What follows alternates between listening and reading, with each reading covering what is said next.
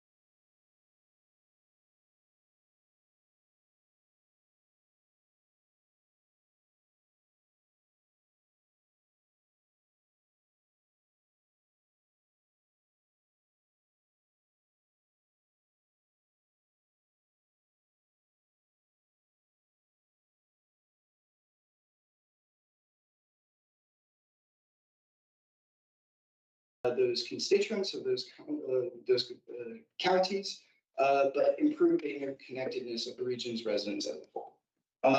As a GRTC, as a Richmond resident, I implore you to create a strong GRTC draft budget that preserves fair free services and addresses the $40 million deficit through equitable funding increases from Henrico, Chesterfield, and Richmond. Thank you all. Have a good morning. Excuse me, sir. What was your name? My name is Noah Dalby, and I'm with the New Virginia Majority. Thank you, sir. Anyone else?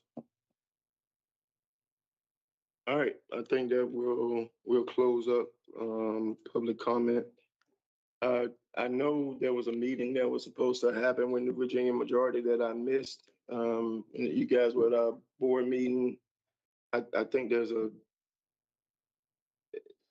it breaks my heart to continue to hear you guys say that Henrico is not doing his part. So I think we need to sit down so that we can clear up that misnomer. Henrico and Chesterfield, kind of walk you guys through where all the funding comes for our organization, period. So maybe we can set that up with the group and kind of walk through that. All right, can we Kevin, is your how long is your report? Okay, no, I'm not rushing you, but if once Mr. Donald shows up, we may have to pause you for a second. All right, can you go ahead and get started now? Thank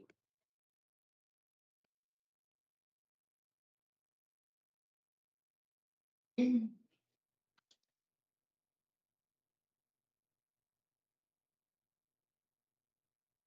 Morning, everybody. Morning. I'm presenting the operations performance report for the month of September. My name is Kevin Mann, Chief Operating Officer for GRTC. So starting with transportation. So we experienced a reduction in staffing from 321 operators to 314 in the month of September. This has been primarily due to retirements and performance related separations. We do have a training class currently underway, and we are actively recruiting for our next class in mid-November. At the August board meeting, I presented this new metric, which was our fixed route service delivery percentage, which is the percentage of our scheduled trips that are performed.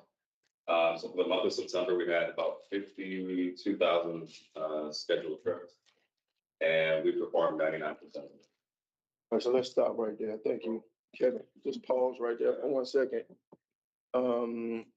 We have some action items that we need to take care of, and I have to leave, so I want to make sure that we have a voting quorum. We held our annual shareholders meeting last week. It was a whopping like 5-minute meeting. The main piece that comes out of it is the voting members on the board. And so Chesterfield is Barb Smith, Dave Anderson, Jim Mingle. Richmond is Odie Donald, Ellen Robertson, Nicole Jones, and Henrico is myself, Rail Hughes, and Dan Smith. So that is that constitutes our board for the upcoming year. Barb, nomination and election of officers. So our nomination committee is recommending that you continue as chair, Mr. Engel, vice chair, and Ellen as secretary treasurer. All right, so any conversation about that? So I think we need a motion. Motion to approve. Motion and second. All in favor? Aye. Any opposed? Thank you, guys. Go to let Nicole. Oh, yes.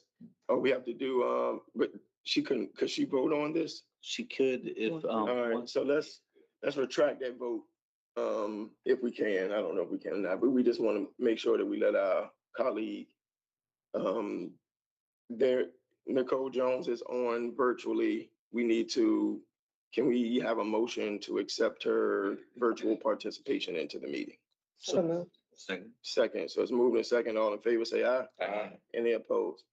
Councilwoman, can you hear us? I can hear you. Good morning, everyone.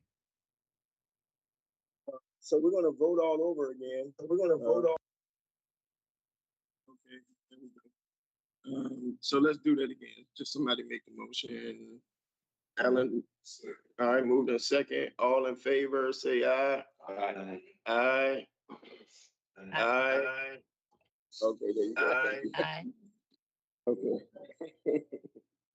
All right. So again, thank you guys for serving and the opportunity to serve. I appreciate your support.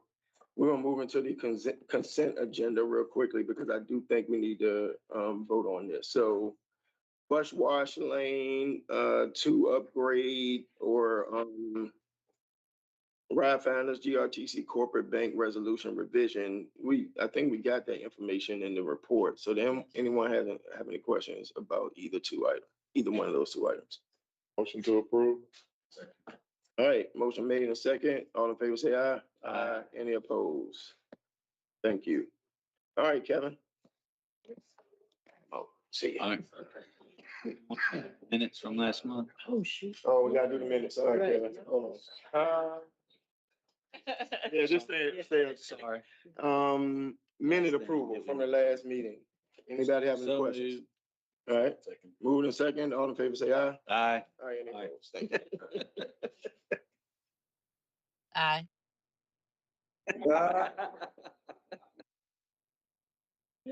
All right. Now you're up, Kevin. So So jumping over to our market transit department, so we currently have 24 market transit operators, which is a little bit below our target range, like 25 to 30. We're actively recruiting to get these last positions filled, especially with our recent Broad Rock expansion. Looking at our mobile app rating, we're continuing to see higher ratings in this area. We're trying to make a push to get more feedback from our riders through the mobile app when we book the trips on market transit, but we're still averaging 4.9 out of 5 total score. So right now we have 104 paratransit operators, which is below our target range for this mode of service. But even with this gap, we're still managing to meet our on-time performance goals. So our goal is 92%, and we have averaged 93% for the past 2 months.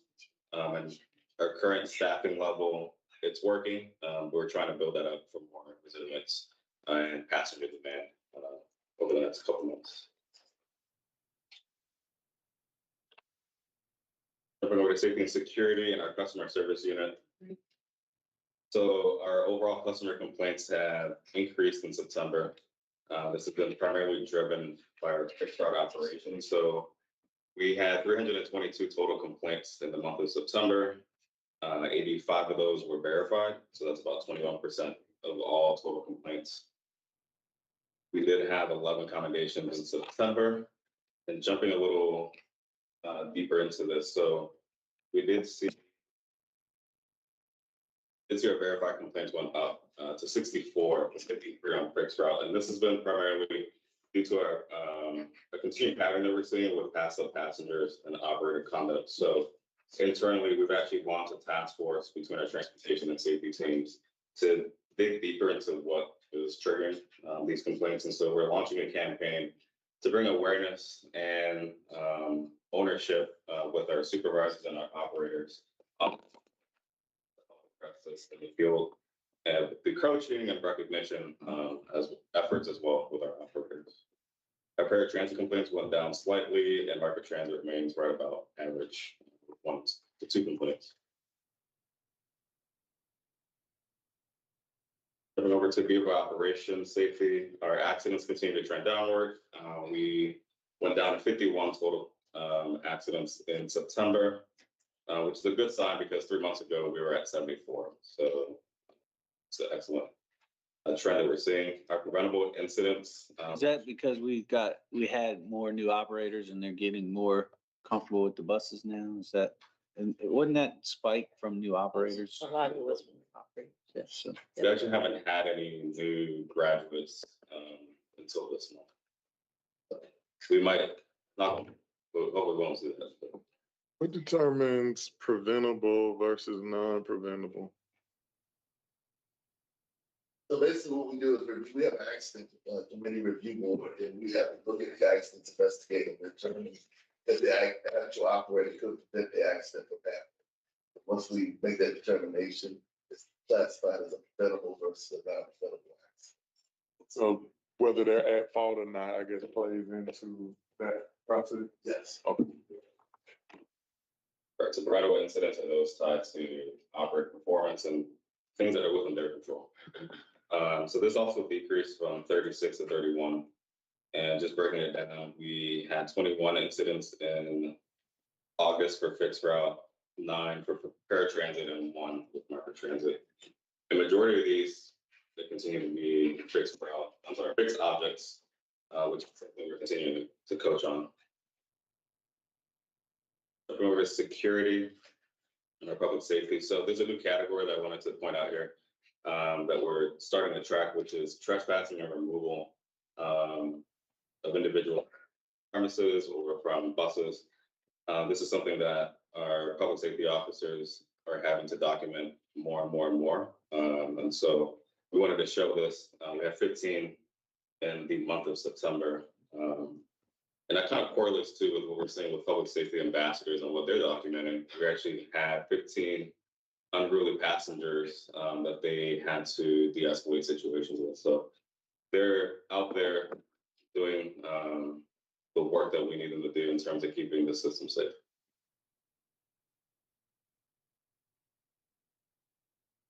Jumping over Are to, those vans like, are they like, if they trespass on from the bus, is that a permanent trespass? Is it a 6-month trespass, or does it depend on the situation? So, okay. depends on the situation, whether it's the first time, repeat, severity of the situation. Jumping over to facilities maintenance, we had a decrease in our overall tasks that were completed as we wrapped up some summer projects, but we still maintained 90% completion rate for the tasks that we had within the building here and also in the field as well. And concluding with maintenance, preventative maintenance remains strong with our 80% target and above. And concluding with our road calls. So these are situations that require maintenance to go out in the field and address the situation with our vehicles. So our paratransit, we have 10, which is below the average right now, about 11. Market transit had 0, which is below the average of 1, and fixed route at 85, which is above our average of 70. We still have some older buses in the fleet that we're looking to actively replace in the next couple of months, so that will also help that trend as well. Any questions? Thank you. Thank you. Ridership performance, Frank?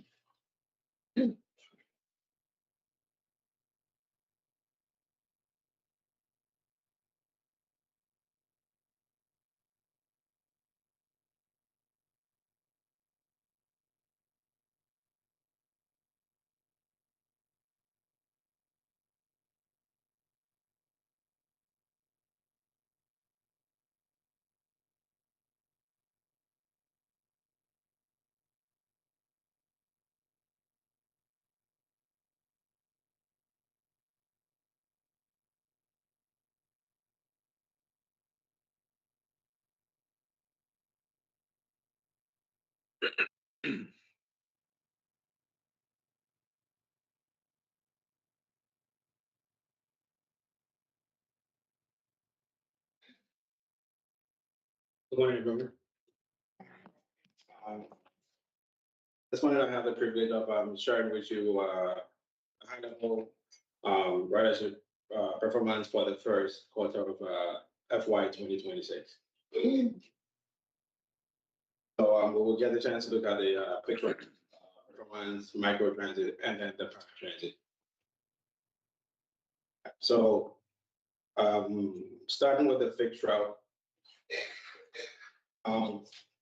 just to kind of orient you on the slide from left to right, the purple bar shows the first quarter ridership for FY25, and we are comparing that to the same period of this year.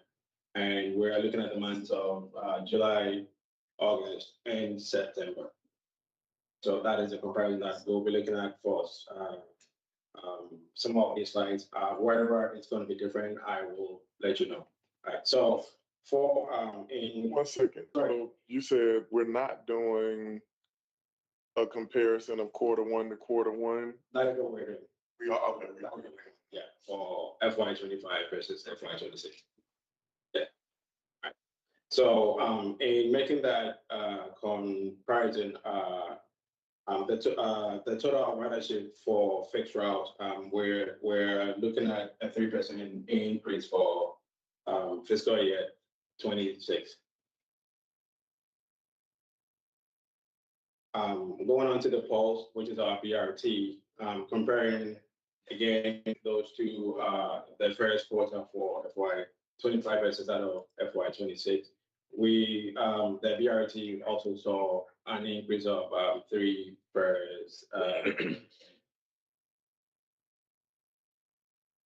And then express ridership, that saw a decrease of 3%. And I think we've kind of talked a little bit about how express performance has been going. This is not just peculiar to us; it's a national trend that since COVID hit, express route been struggling to get ridership because of all the whole work from home scenario. So we, continue to keep an eye on that. All right, what I talked about earlier on was the total ridership. Now, what we're going to be looking at is pretty much looking at the average daily ridership. So on a typical day, what does ridership on the routes look like? And for the local fixed routes, just to kind of put things into perspective, the fixed routes, we operate on weekdays, Saturdays, and Sundays. And the reason that we like breaking this down is the fact that usually ridership during the weekday and Saturday is kind of different from what we have on Sunday. But also the service level on Sunday is usually lower than what we have for weekday and Saturday. So, just to kind of paint a better picture, that's why we're going to break it down. So for the weekday, comparing FY25 to comparing the first quarter of FY25 to 26, the weekday saw a 4% increase. Saturday saw an increase of 9%, but Sunday saw a decrease of 7%. Similar to the BRT, which also operates on weekdays, Saturdays, and Sunday. The BRT, the weekdays saw an increase of 4%. Saturdays saw an increase of 12%, and then Sunday saw a decrease of 12%. I would love to see what Friday, which is considered a weekend, what if you pull Friday out, what it looks like for the rest of the week. Yeah, I mean, I can get that to you. Yeah, sure. Express, the difference here is that the Express pretty much operates on a weekday. So as you can see on the slide there, you don't have any Saturday or Sunday numbers because it's pretty much just a weekday service. And with the Express, we saw a 3% decrease in ridership, in making the comparison for those two quarters.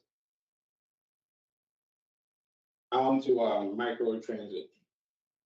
So for those of you, that are not familiar with it, we have 5 zones: Palatine, Ashland, Azalea, Sandstone, and Cloverdale. All right, so kind of priority on this slide. Man, hold from on. left to right. I'm sorry. I know this is my first meeting, but I want you to go back because I see you gave me some numbers. I hope I'm not holding things up. But, so what are you telling me? We go back to those slides that you just broke down the ridership. And so what are y'all telling us that you're seeing from this? So a 3% decrease could be considered nominal. If you go back to the previous slide, before that, the previous slides, same thing. I mean, I see you're giving me this data on Q1 versus Q1. What are your findings? What are your observations? What are y'all sharing with the board for us to be aware of? Sure. So pretty much the story is that we have ridership trending in the right direction. Overall, that is pretty much the general findings that we're seeing from the numbers that we pull. That is the direction there. And you are going to see a similar thing for the micro transaction. So basically these trends kind of stand flat. You don't see in the weekdays, you see a slight increase from 25 to 26 through the weekdays, although again, curious on Friday, so I'll be expecting that information. But on Saturday, you see a slight increase, and then on Sunday, you see a slight decrease. You say we're trending in the right direction. What is, because we are pretty much flat moving from 25 to 26, that is what the finding is? Yeah, pretty much. And also just to kind of keep things into perspective, we are looking at 2 different quarters, right? So one is for FY25 and one is for FY26. To be able to make an apples to apples comparison, looking at the time period, looking at the season, so that is why we make this comparison, to be able to see how things have changed between those 2 seasons or those 2 years. I hear you. Again, I'm just, as we go through this information, for me, each time we go through, I would want some context to be able to say, hey, here are some numbers. I wouldn't want you to just move on. I want you to say, hey, here are some numbers. Based on these numbers, we see that the trends from Q1 from a year before to Q1 this year are pretty much even. And so we believe that we have things stabilized and we're moving in the right direction. Just that context would be helpful. Otherwise, we just receiving numbers on a page with no context. I'll say this though, we go into the weeds with the development committee. That is where we kind of go into all the weeds.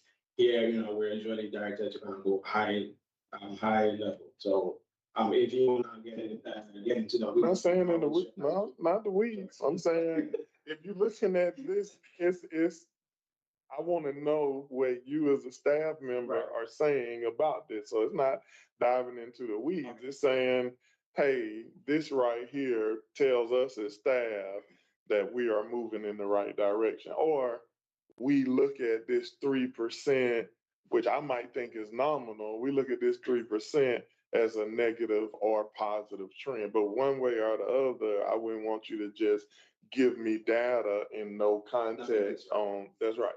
So, you know what's interesting about what this conversation is, thinking out loud here, one of the things that we've talked about through my time here is, free fare and how important that is.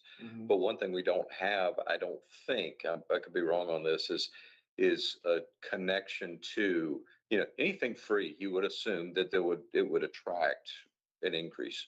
I don't know if there's a way that we identify the fact that it is a free fare system that is now attracting alternative users, people who might not have used it were it not. It would be interesting. I don't know if we can track it. I don't know how outside of surveys or things like that. Surveys. Yeah. When did free fare begin? COVID. So in our 2023 origin and destination survey, there was a question that asked that specifically. But it'd be interesting to see how that continues to be measured in terms of, I like that because it is a way to reduce my costs elsewhere, things like that. It was a one moment in time survey.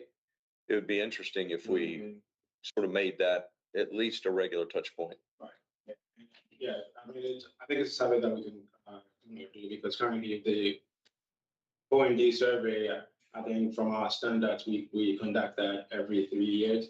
But I think we've been talking about kind of having a high level survey just to touch on certain items that we have been tracking. So that would be. It's clearly important to some of the people who've spoken here today. But what overall is that echoed, elsewhere. Yeah. So. Okay. And we will continue to do those surveys. We just have to be careful with how often we do them because people get survey fatigue and they're not, they may not want to take them that often. So, but we are definitely interested in gathering that information.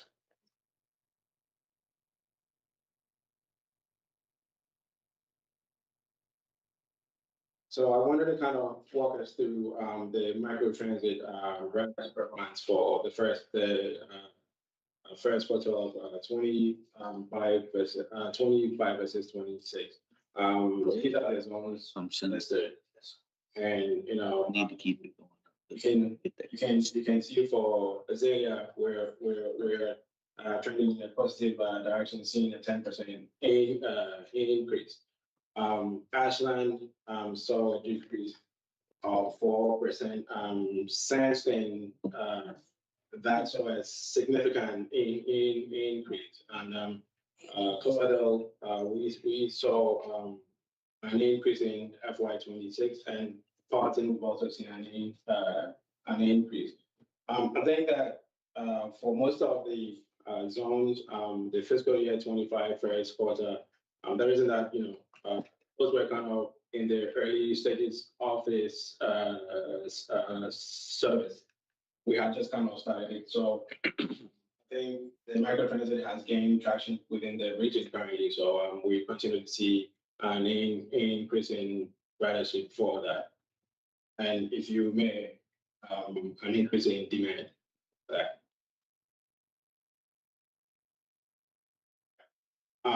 What you just saw was the total ridership. This is the average daily ridership. So on a typical day, how many people use a micro transit? Again, doing the comparison between those the first quarter of FY21, 25 versus FY26, and again you have the zones listed down here. The red bar shows the targets that have been set for average daily ridership for each zone. And clearly you can tell that, Azalea has kind of surpassed the target that was set for it. Zones like Cloverdale and Barton are still struggling to get there. So what we are currently doing is working with a consultant to see if we can kind of reset some of these targets, because some have outperformed their targets, others have not met it. So we're going to the drawing board to kind of develop a framework where we can reset all these targets and see if we can set new ones. Were these targets set before FY25? Yes, they were set pretty much for the implementation of the service. Yeah.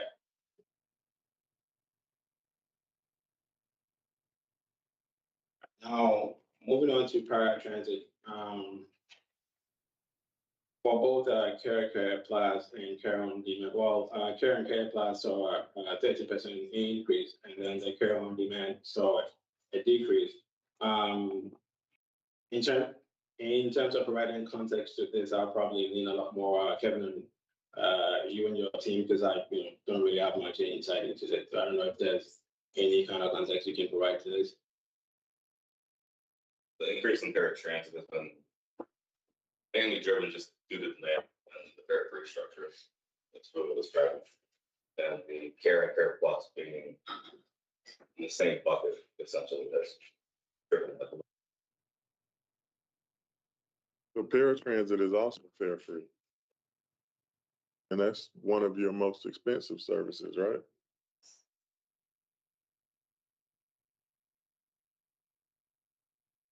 So this is the other side of it, looking at on a typical day, how many people use the paratransit service. And again, there's a direct correlation between the total ridership versus the average daily ridership. So what the trend is on, on the total ridership, you will see that same trend on the average daily ridership side. And I think that brings me to the end of it. Board members, any questions? Question.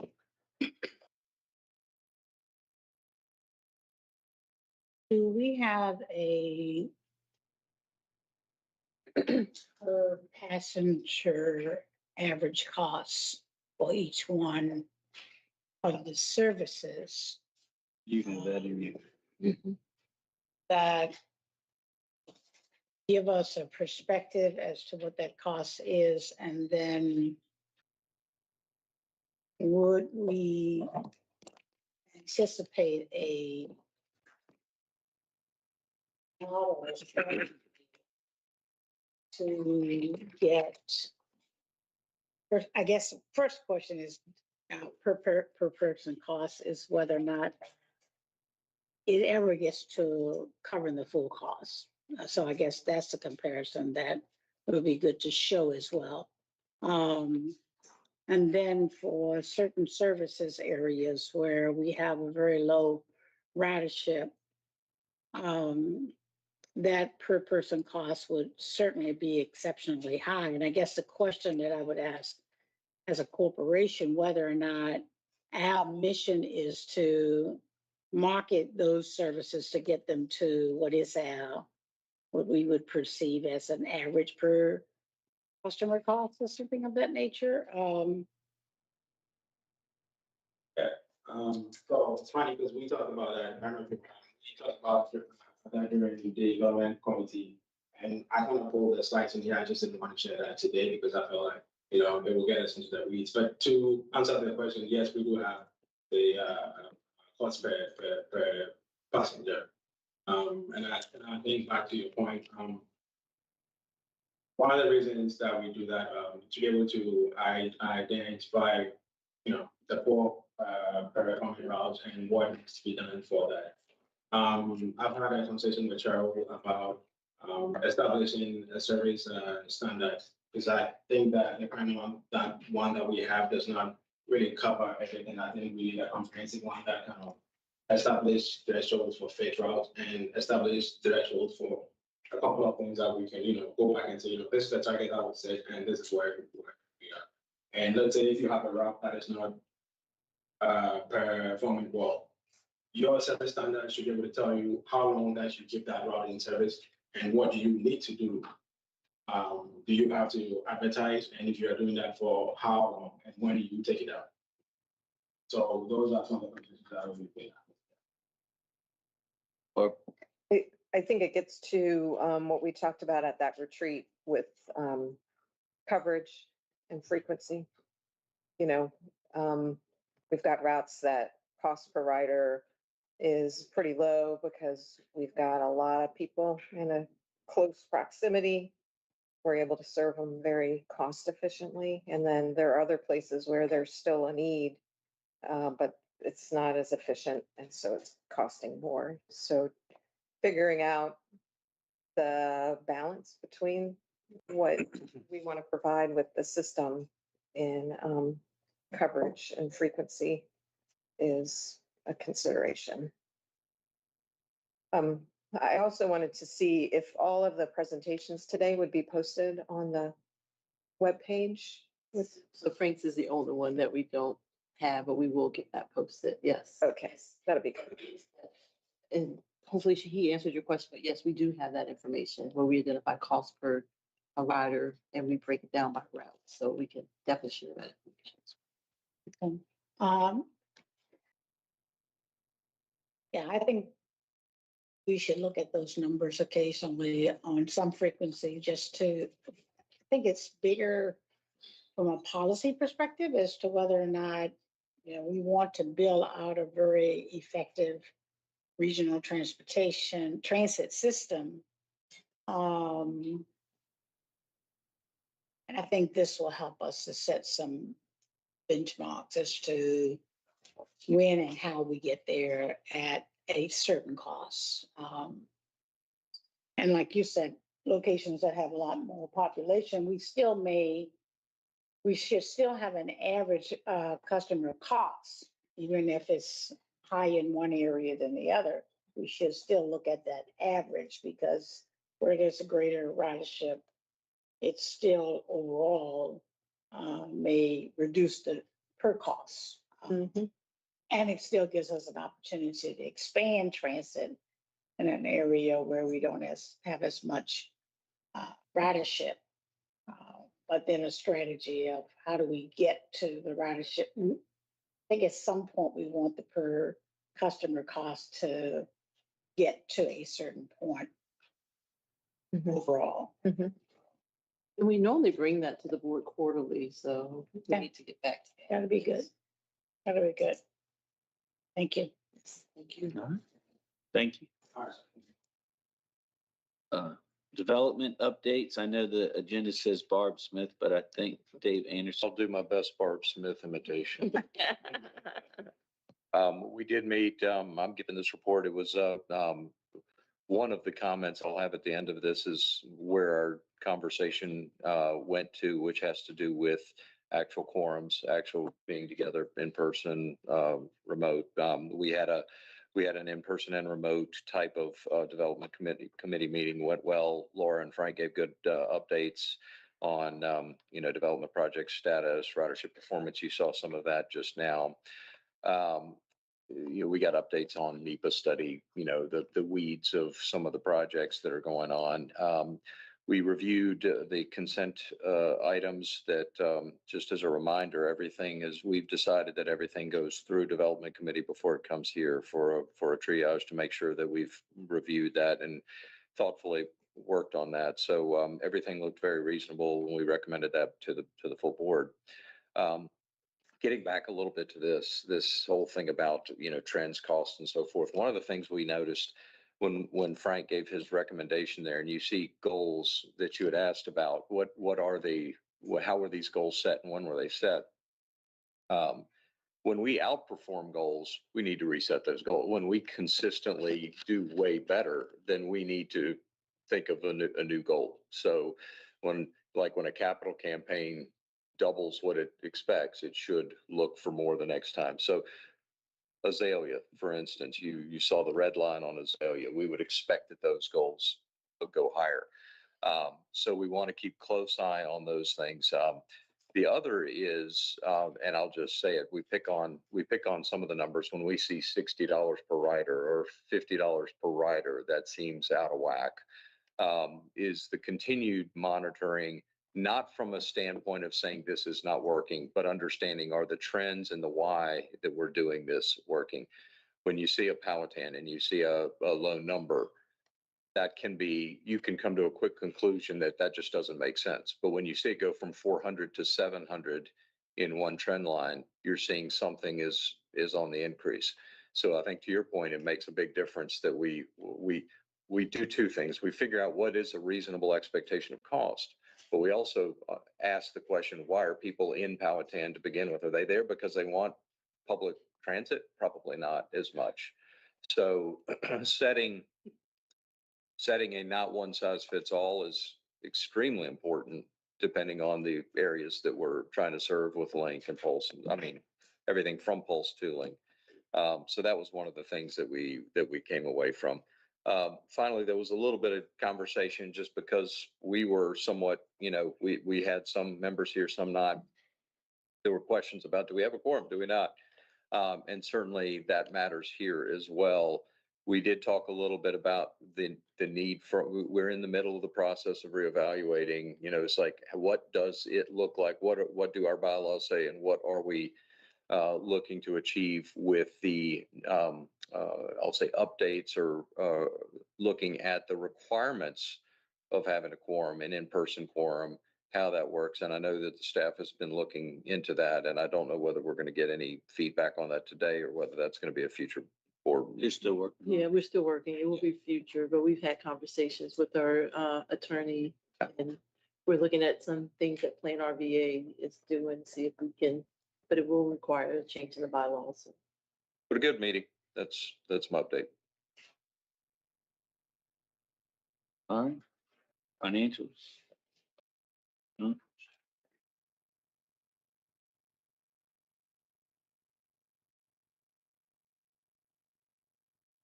I can't show.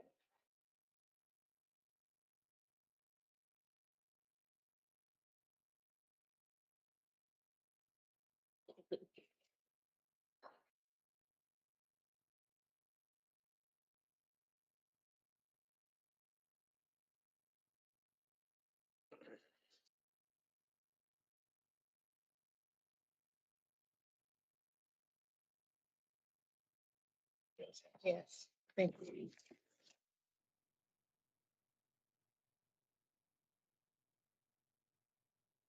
Morning, Ms. Vice Chair and members of the board.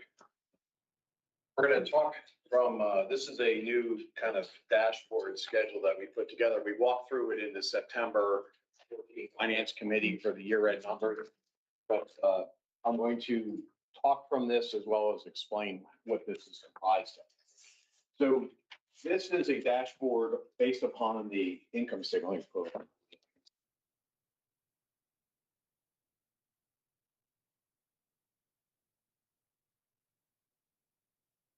Okay, so this is 2 months, 2 months financial activity through the end of August 1st, 2025. So in the left-hand column, you have 2 months worth of budget, and this 2 months budget is about 17.9 million. And you can see this is the presentation of the standard FTA account classifications.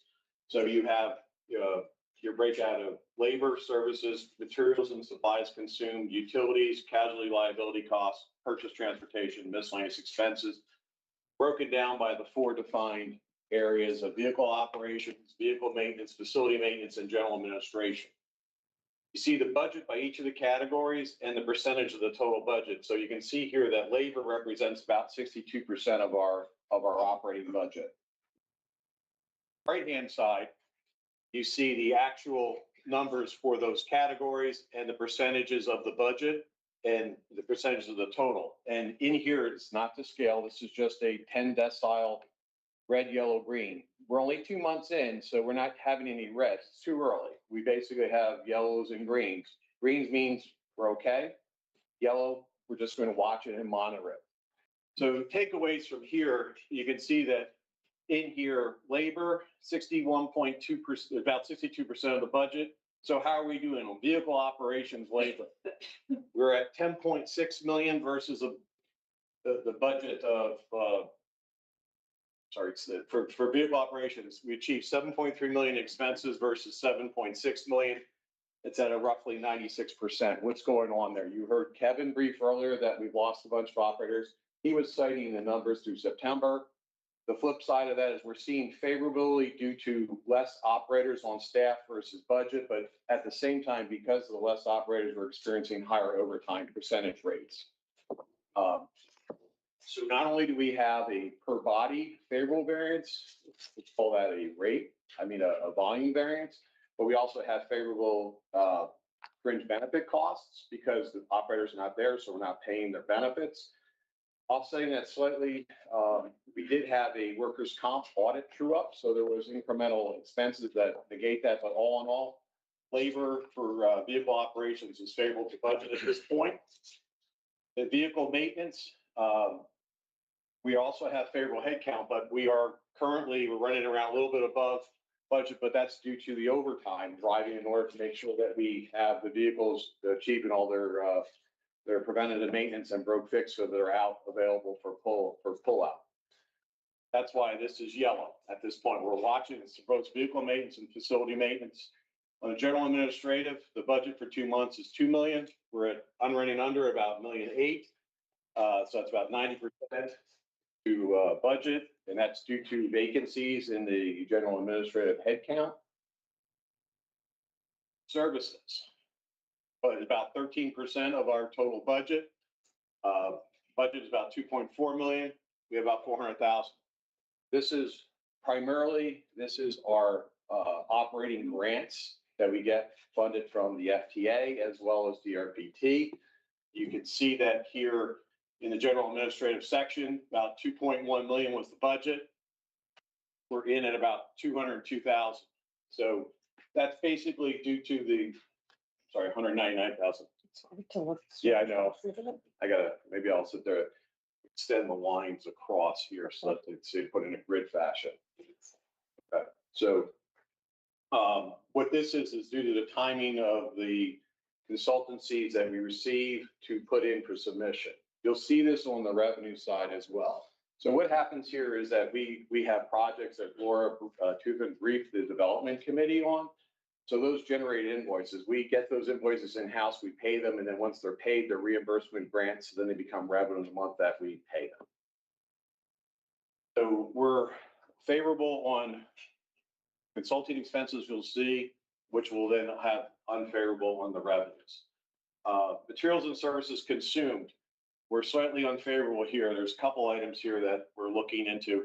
On the vehicle operations side, it's 902,000 versus the budget of 664. One of those items we found out going through the diligence reclassification, we have the public safety officers that are charged in there that should be in services. So that's about $160,000 reclass for 2 months.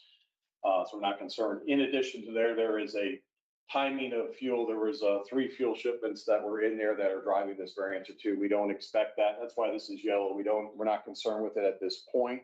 We're going to monitor it. The other thing that's in there, what's making it yellow, is remember from the discussion we had at the adoption of the fiscal 26 budget, we had shown a sharp increase in the cost of bus parts, and we ended up pulling that number down. That was driven by twofold: is that the tariffs impact, as well as us trying to determine which of the sourcing of our products would be impacted by that. So the pricing is a little bit high right now on there, but we're continuing to monitor it. That's why it's in yellow. Facility maintenance and vehicle maintenance on the parts, they're still in the green. Utilities, 192,000 was the budget. It came in 148, slightly favorable. We're not concerned. That's why it's a green bar. That's in the G&A. There's no utilities assigned. These are your electric. So when we have CNG for the buses, that's considered fuel, not a utility. Casualty and liability costs. 2-month budget is about 400,000. We're running about 694. It's up. What that is, and we're going to look at that in the September close. As Kevin briefed about incidents, this is the liability self-insurance. We do a quarterly true up on the uninsured motorists. So we may have had higher payouts in the month of July and August, but we will look at that in September's close with the liability. There may be reversal of liability to offset some of that cost. Purchase transportation, as Frank had shown in there, that the ridership is up. We had budget for 2 months, about 1.7 million, actual or 1,000,885. Once again, it's being driven by demand. There's 2 components to the cost. There's a fixed monthly cost to paratransit, and then there's a variable rate based on the revenue hours. So more passenger, more trips, more revenue hours, more costs. Miscellaneous expenses, 155,000. We're slightly up by about $166,000 in actual cost. That is, it's yellow. It's merely timing. We basically calendarize the budget here. This is basically travel and training expenses. We had some larger travel and expenses, training, education expenses hit in the months of July and August. So that we expect that to come back in line. So all in all, basically $17.8 million budget. We're in at 16.7. So expenses are about 1.1 million favorable to budget, primarily in the planning and consulting. So John, that budget number is a monthly budget? This is 2 months. 2 months. This is 2 months. Got it. You go back to the second page of the financials. It'll give you that overview broke down, but we asked them to kind of give us something in a visual. Yeah. So this visual goes to this explanation. Got it. In this financial package, we have various abilities. We have the uniform standard chart of account from the FTA, which we utilize in our NTD reporting. We also issue an ACFR, so more of a GASB FTA basis. So there's all different presentations. So we go through every slide in the finance committee meeting, but for this board meeting, I'm going to try to talk to these to see if it can provide more clarity on this. And the 2-month budget is just the total budget divided by 6? No, there's some Variances? if there's certain items that we know there's some seasonality to, we calendarize it. If there's something like travel and training, we don't have. Let's say if we know like a large like membership fee is due in July, we'll try to calendarize it then. Or but if it's not, we'll based on experience look at the curve. And usually it's easier to solve if we don't have any information. Okay, thanks.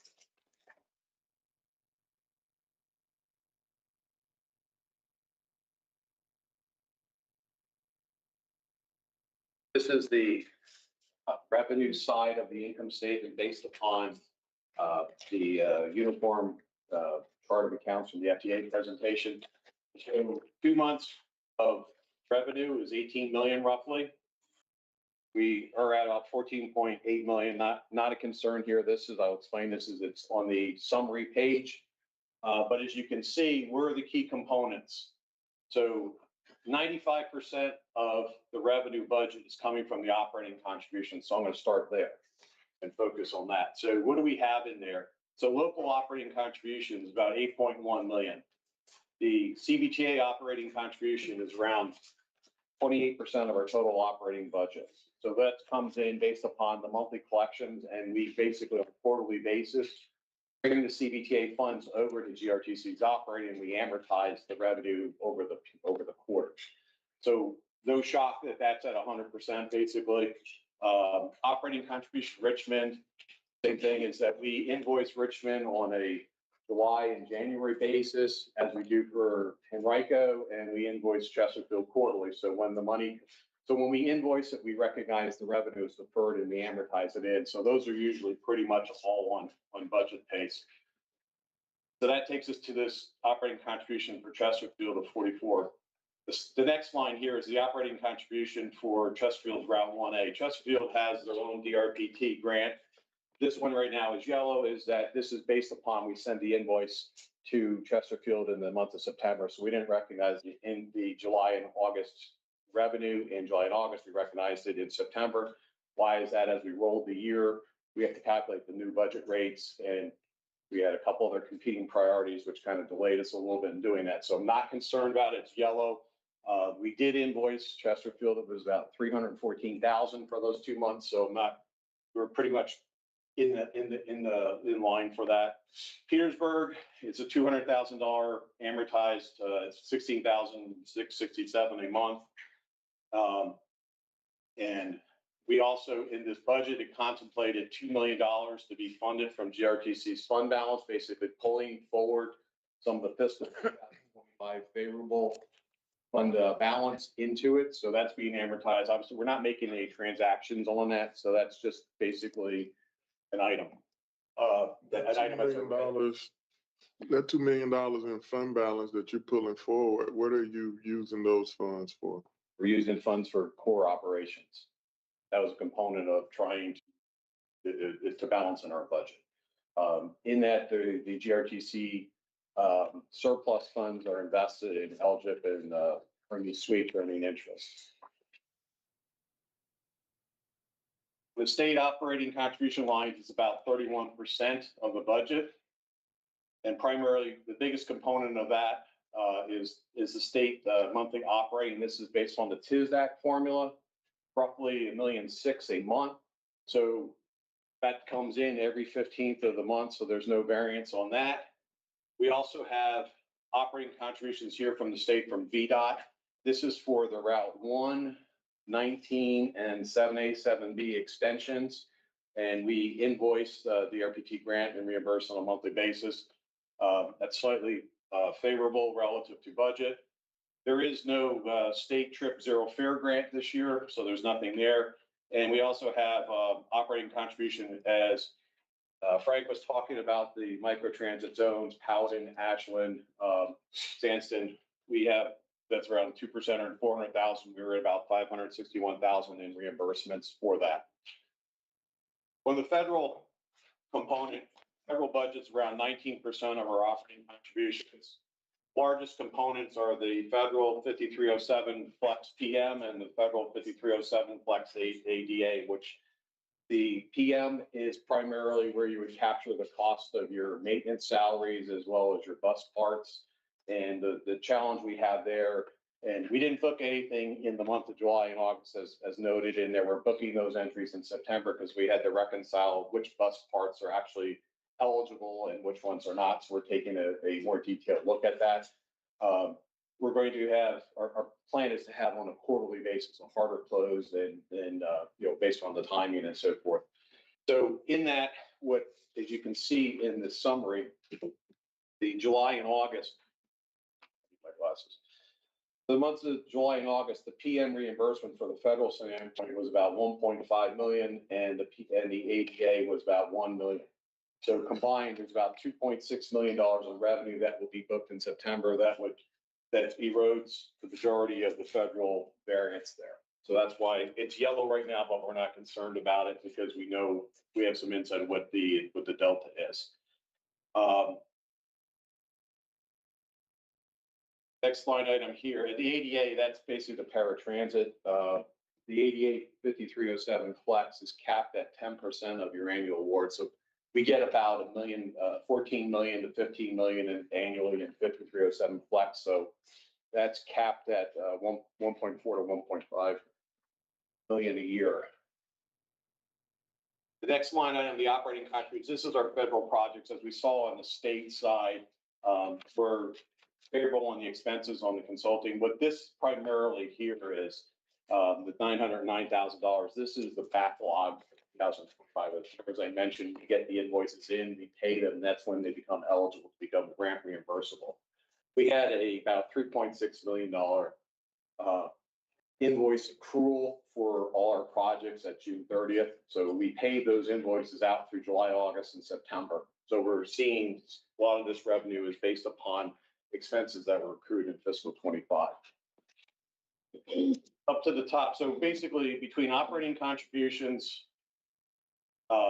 you know, and the operating countries are 95%. That comprise of locals about 45, states 30, and federals 18. So that leaves our operating program revenue and our other income, which are 4% and about 1.25% respectively. Up in the operating revenues, the past program, this is the VCU. This was the final month. July was the final month. That VCU agreement ran its course and expired at the end of July 31st. That's the $100,000 in revenue. The advertising revenue, business sponsorship. This was the $3.6 million. We are obviously, we had booked or amortized revenues in about 100,000. So there's some work done there. That's why that's yellow. On the other income side, RideFinders, this is our leased personnel. The reason this is yellow, this is because we're below budgeted headcount. There's 5 headcount budgeted for RideFinders. We have 4 people. The process there is that RideFinders invoice or GRTC invoices RideFinders on a monthly basis for the labor because it's GRTC labor. It's leased to them through an agreement and they pay us. That's how these revenues are generated. Interest income, 140,000 was budget, 193 was achieved. This is twofold. Obviously, the investment rates, the rate cuts by the Fed have not been there. They did get a 25 basis points. We're averaging about 413 basis points in sweeps and about 388 in LGIP. Investment balances combined with rate lead to that. Non-transportation income. This is a vendor rebate that's basically driving that. That came in the month of August. So all in all, you know, we're showing 14.7 versus a budget of 18. So that's basically a $3.3 million shortfall. But however, in the key write-up, I outlined the components of the federal piece of the PPM and ADA, as well as the local components, as well as the Chesterfield 1A. So based upon that information, we're at yellow. We're you know, it's not nothing. We're on yellow to go in green. No, nothing at this point, 2 months in, that we're concerned with. At this point, I'll just got the whole package there. I'm available to field any questions. We did not have a finance committee meeting this month. So any questions on any of their schedules? Any questions at this time? Yeah, I've got a couple. So one, I'm curious about the health of the fund balance. I know you took $2 million from fund balance to help fund operations. What is our our total fund balance, and are we at the prescribed goal, which I'm not aware of what our goal is here, but I'd like to know both what our goal We is. didn't actually take it from the fund balance. We had a surplus. And we allocated the majority of the surplus to the fund balance, but we put 2 million over to the budget. There you go. It didn't actually come out of the fund balance, just. So you answered my question. Great question. The board has a finance reserve policy that it passed that allows GRTC to put aside up to 25% of the current year's operating budget. So roughly 107 million, this is roughly 25 to 26 million as our availability. So what we will do is, and this was put in place. Should go annually is to have 25% available. After we have the audit done, we'll bring a motion that we can allocate it. Those funds, whether it's in the financial reserve, put in by the board, all those funds are invested in sweeps or LGIP earning interest as they would as if they were in the reserves. Interesting. So that's interesting. So our total available fund balance, though, what is that number? It's in there. It's approximately 22 million, I believe. And that's at about our goal of 25%. The cap is 25%. So 25% on 7. So that's roughly $26 million. Got it. 7 million-ish, 26 and change.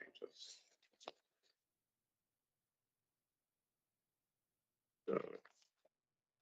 And then I guess my last question, which wouldn't necessarily flow through here, but federal government shutdown is having some impact, you know, on everybody, on our receipts and things of that nature, expected funds from the federal government. Some of your federal dollars in yellow or whatnot. how is the shutdown impacting us or projecting to impact us? I'm gonna go to the cash flow statement forecast.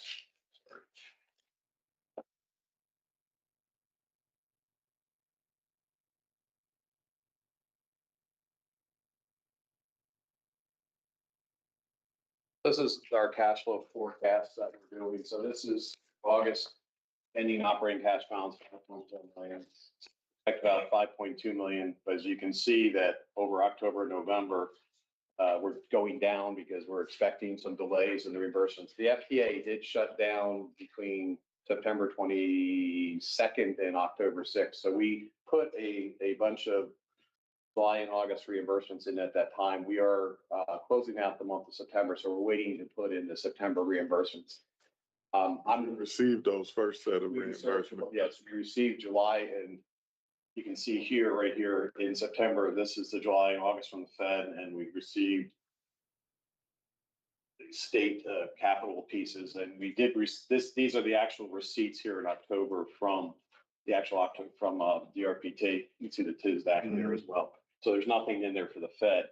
So we're relying out of that 2.9 million, we're expecting to at least 2 million. So our understanding is that they're open, but the question is what quantity of funds are, because most of these FTA grants we're putting in are older grants, so that funding should be there. So we think that it should be able to come in. Those dollars should already be encumbered, waiting for us to draw them down. Yes, sir. Okay.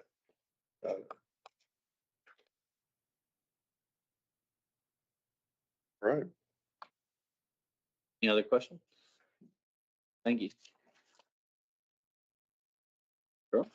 Okay, I have just a couple of quick things. One of the things, Kevin represented us at Latinos in Transit Leadership Summit and came back with a plaque for Transit Agency of the Year finalists in recognition of your outstanding contributions in transit service and community impact. Your dedication inspires innovation across the industry. So we just wanted to make you aware of that we got that. And that was in New Mexico that we received that. And then not the only, but the other thing that I have would be our employees of the month. And we have a couple of our staff here today to receive their awards. We actually had 2 months because we didn't do it last month because of the retreat. So first and foremost is our communications director, marketing communications, Miss Ashley Potter, who's been with us, how many months? 6 months? About 6 months. So, she's doing an outstanding job, and we wanted to recognize her peers recognize her for Employee of the Month for September. September, yes. The other two for September is Stephanie Garcia. She is with our We Drive You contract. She unfortunately couldn't be here today, but she's one of the people that's instrumental in them getting their on-time performance up. So she was recognized because of that. And the third person for September was Miss Angela Allah, who's sitting in the back there. Angela is our eligibility coordinator who assists all of our care riders in making sure they become eligible to utilize the service. So those were the three for September. And for October, we have operator Brittany Thornton. Brittany's hiding behind the pillar there. Brittany is an operator who Kevin and I go out once a month to ride buses, and we happen to ride her bus one day, and she is an amazing operator. We have a lot of good operators here, but she is very personable with her customers. She's on time, and she also is very willing to assist new operators in making sure that they are successful. And the final is Ethan. Ethan is in our finance department. He's our financial analyst, and unfortunately we're losing Ethan. So, but he was recognized for the month of October. So I'd like to give a hand to all of our